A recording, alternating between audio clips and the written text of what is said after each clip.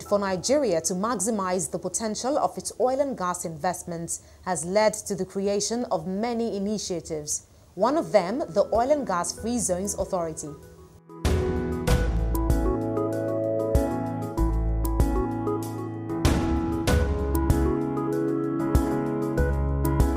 Managing Director of the Oil and Gas Free Zones Authority, Umana, says the authority will work to create more free zones across the country to deepen the influence of existing zones and to ultimately boost investments. In 1996, the federal government of Nigeria decided to create a different authority, the Oil and Gas Free Zones Authority, with a special focus and emphasis on oil and gas activities.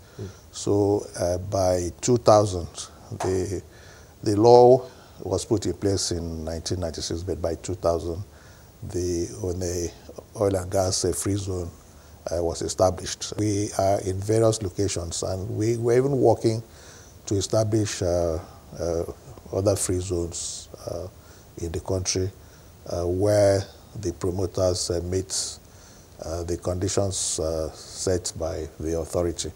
Because essentially, since our mandate is to attract foreign direct investments, we can only do that using the vehicles of the free zones.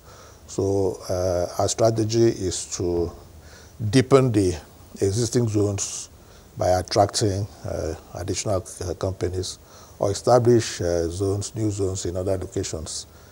So that way too, we're able to deepen the quantum of investments.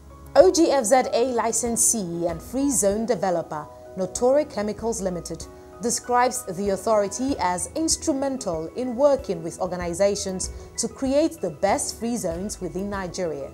The OGFZA have been very, very instrumental in getting quite a few companies to participate in their vision, which is to have, in my opinion, the best free zones in the country. And I want to just state very quickly that under the leadership of Mr. Umana, we've had a fantastic partnership whereby the process, the application of getting a free zone was extremely transparent, very professional, and we were able to meet that and achieve our objectives, I'm sure, as well as theirs.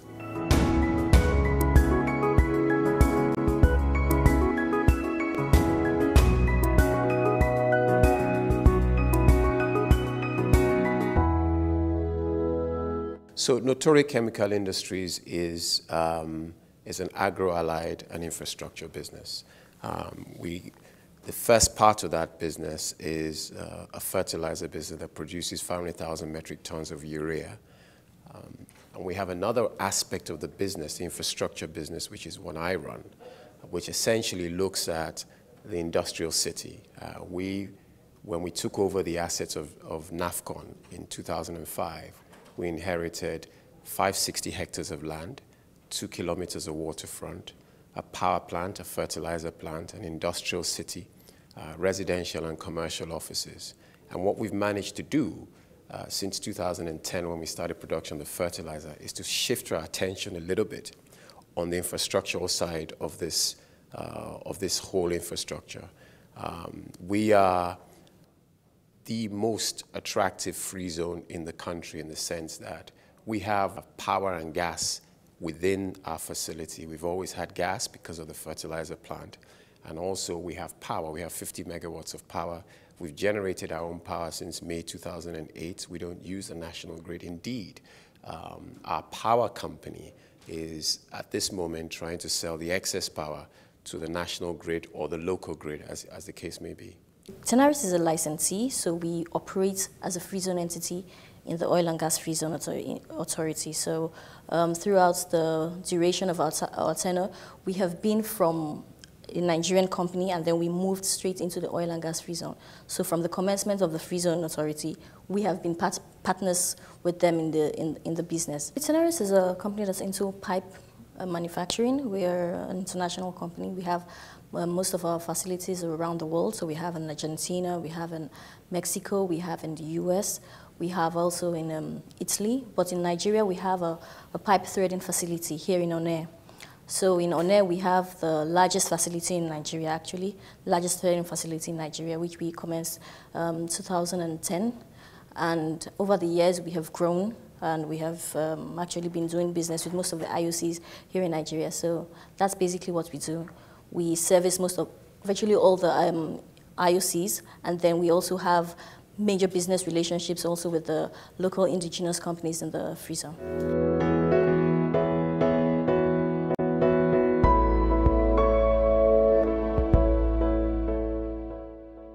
I work in supply chain, so I understand the implication of bringing in materials into the country, raw materials into the country, and then turning them into finished products.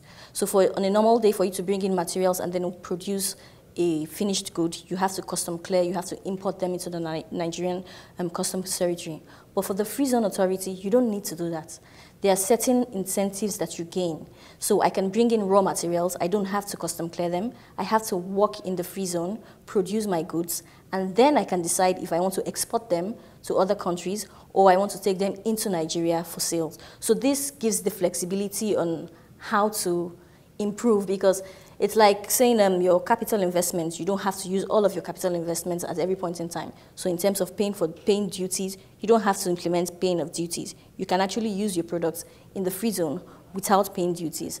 We also have things like the rebate certificates. So we have a 75% rebate that allows you enjoy some benefits of like 75% off the duty that is obtainable while taking materials into Nigeria. So that is a very good incentive for any company to invest in. They are a regulatory authority. We applied to the oil and gas free trade zone to get a free zone license. And like I said, very transparent, very professional, very rigorous process to make sure. I think you have over 40 or so free zones in Nigeria.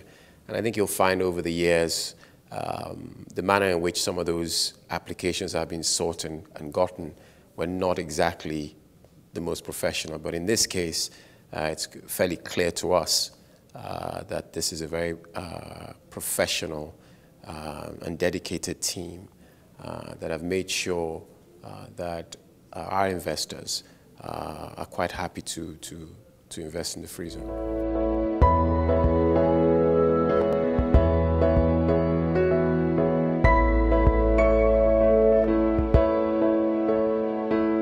Have in the Onne region, some of the onshore or swampy areas, oil companies will use Onne as their base. You have Onne Free Trade Zone and you have the Notori Free Trade Zone. And what we have is a platform that allows all these oil companies to use it as their base, either for storage, for their logistics, and what have you when they're going on or offshore. And those are the opportunities that exist for them. In addition to that, you have the what I would call their value chain businesses. So you have the oil servicing companies that follow those oil companies that also need to have a base, whether it be for storage of equipment, for pipes and what have you, or residential status or offices within those zones. And then you're going to have the servicing companies, whether it's your DHLs, your banks, and financial services, which they also need as well.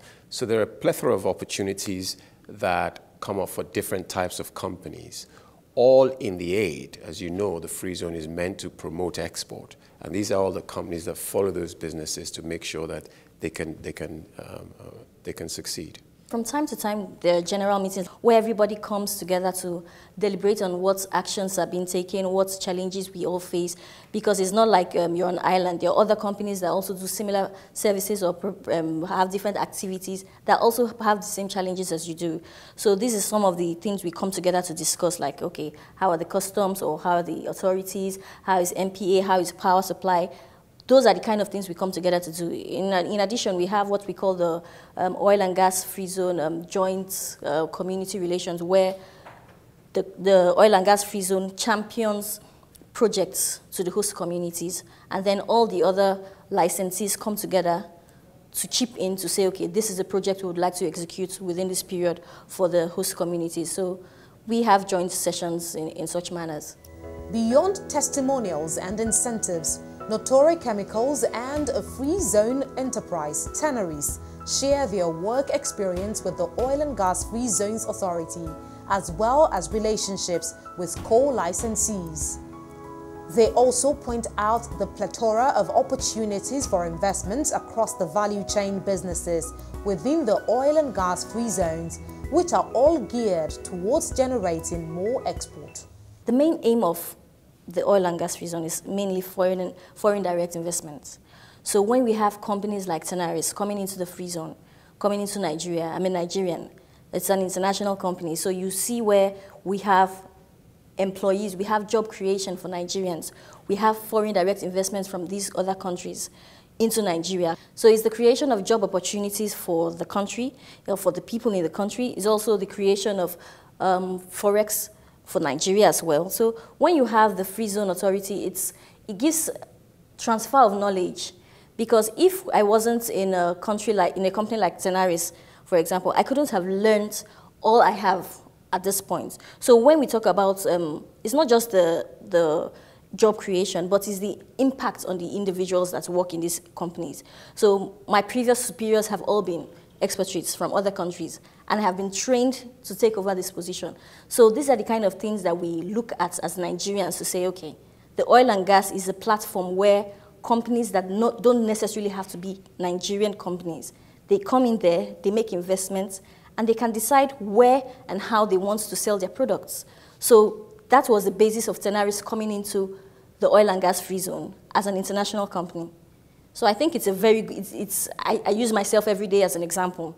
I have benefited from the oil and gas free zone being where it is, because now at least I can understand what supply chain is. I can understand the complexity of it. I can understand the complexity of doing international trade with other companies. So those are the kind of things that we want to develop in Nigeria.